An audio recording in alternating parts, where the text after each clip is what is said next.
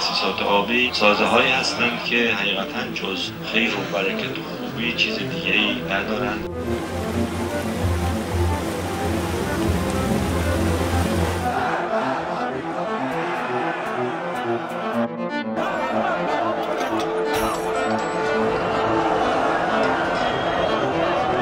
دهه‌ها بی‌توجهی و سوی مدیریت ایران باعث خاموشی‌های طولانی شده که ساعتها در روز ادامه دارد، در حالی که شما خیابان‌های خشک را به زمین‌های کشاورزی یا حاصلخیز تبدیل کرده اید.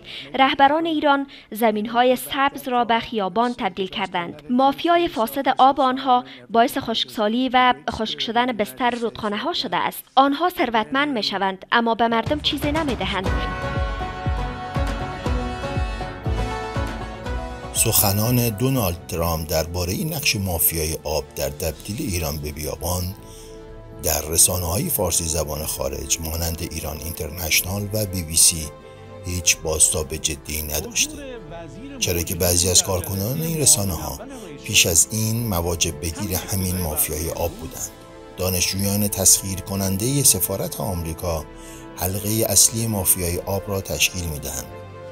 آنان که بعدها اعضای مؤسس حزب جبهه مشارکت شدند با سطح‌های غیرکارشناسی از جمله گوتفند، خوزستان را به نمکزار و با پروژه‌های انتقال آب به یزد دو استان چهارمحال بختیاری و اصفهان را به کویر تبدیل کردند.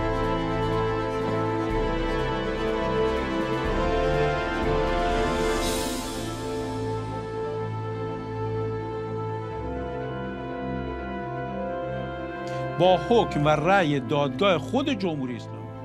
مراد ویسی، تحلیلگر ارشد ایران اینترنشنال، یکی از مواجب بگیران مافیای آب بوده است.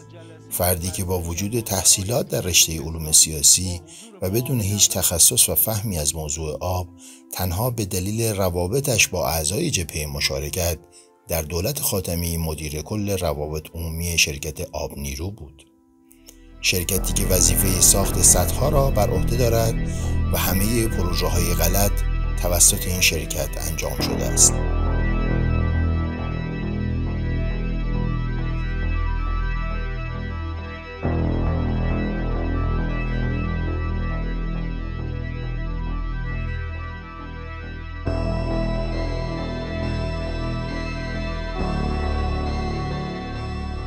ویسی به دلیل کار در شرکت آب نیرو اطلاعات زیادی از پشت پرده سدسازی و فساد در این پروژه ها دارد، اما به دلیل اینکه پای خودش نیز گیر بوده همواره در این باره سکوت کرده است.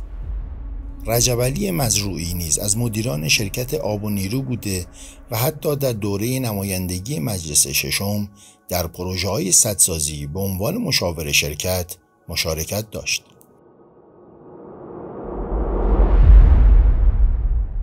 مزروعی اکنون جایگاهی در رسانه‌های خارج از کشور ندارد و گوشه‌نشین شده، اما به سکوت خود ادامه می‌دهد، چرا که خوب می‌داند هر گونه سخن گفتن درباره پروژه‌های سدسازی مساوی با طرد شدن از سوی دوستانش در جبهه مشارکت است. اعضای جبهه مشارکت و دانشجویان اشغالگر سفارت آمریکا حتی در دولت هاشمی رفسنجانی مدیران اصلی سدسازی در ایران بودند. سدهایی که برای مردم ایران آب نداشت، اما برای آنان نان داشت.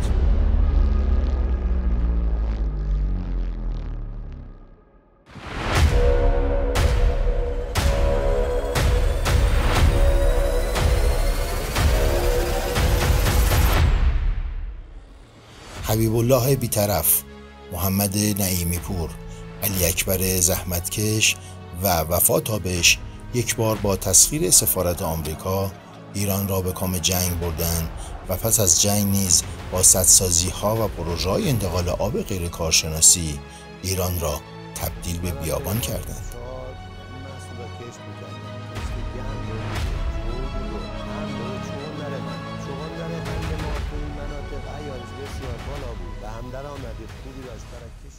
حبیب الله بیطرف از اعضای تیم اصلی تسخیر کننده سفارت آمریکا در دولت هاشمی رفسنجانی مدیر طرح سد کارون 3 بود. او در دولت محمد خاتمی وزیر نیرو شد و همپالگی‌هایش در تسخیر سفارت آمریکا را به صورت اتوبوسی به این وزارتخانه آورد.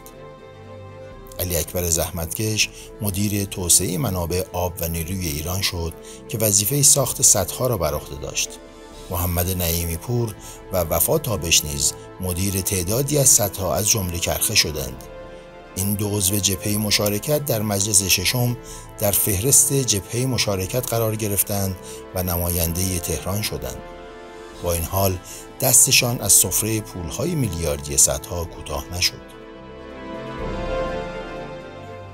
آنان حتی در دولت احمدی نژاد نیز از پروژه‌های سدسازی ارتزاق می‌کردند و به همراه جواد امام که از فرماندهان سابق سپاه و همسرش از اقوام فیض الله عرب سرخی عضو سازمان مجاهدین انقلاب اسلامی بود، شرکت تأسیس کردند. جواد امام که مدیر کل حراست و معاون پارلمانی وزارت نیرو بوده، مدیر بنیاد باران است که پارکینگ مدیران دولت خاتمی محسوب می‌شود.